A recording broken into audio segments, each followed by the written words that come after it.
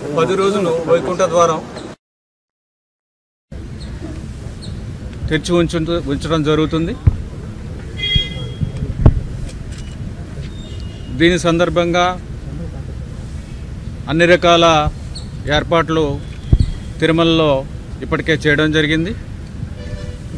అలాగే టికెట్లు ఉన్న వాళ్ళకి మాత్రమే దర్శనం చేసుకోవడానికి వీలుంటుంది కాబట్టి ఇక్కడ టోకెన్లన్నీ కూడా ఇవ్వడానికి కూడా ఏర్పాట్లన్నీ చేస్తున్నాము. తిరుపతిలో 9 కౌంటర్లు 8వ తారీఖున ప్రారంభించడం జరుగుతుంది 6 గంటలకి.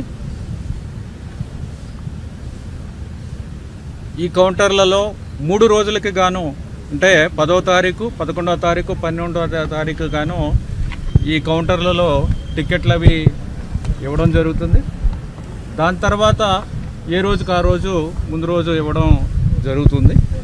సో దీని సందర్భంగా ఇక్కడ కావాల్సిన ఏర్పాట్లు డిస్ట్రిక్ట్ అడ్మినిస్ట్రేషన్తో ఎస్పీ గారు, కలెక్టర్ గారు ఉన్నారు, వీరందరితో ఇన్స్పెక్ట్ చేస్తున్నాము.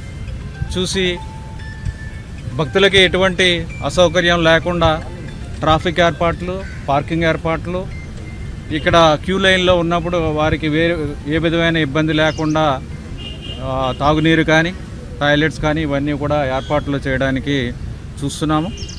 ఇది ప్రతి సంవత్సరం చేసేదే.